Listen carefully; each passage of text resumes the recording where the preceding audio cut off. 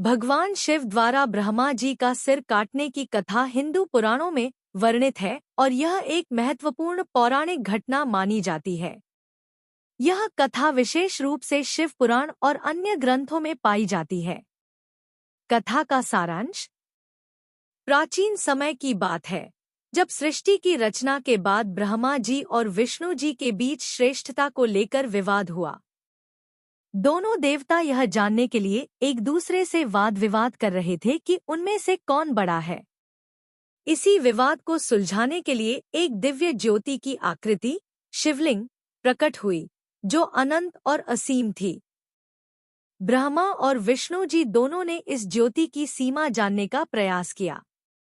विष्णु जी ने उसकी गहराई जानने के लिए वराह सुअर का रूप धारण किया और नीचे की ओर गए, जबकि ब्रह्मा जी हंस का रूप धारण करके ऊपर की ओर जाने लगे।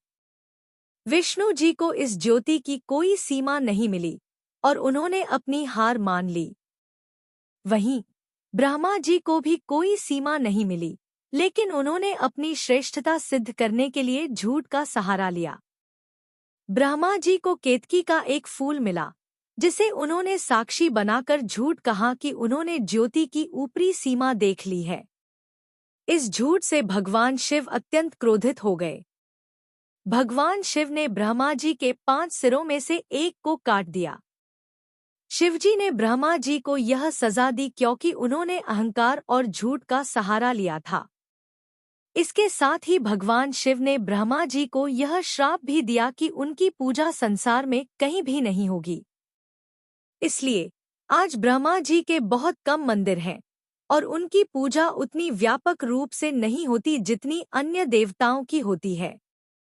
यह कथा यह संदेश देती है कि अहंकार और झूठ की कोई जगह नहीं होती और भगवान शिव जैसे महादेव के सामने सत्य और धर्म का ही सम्मान होता है।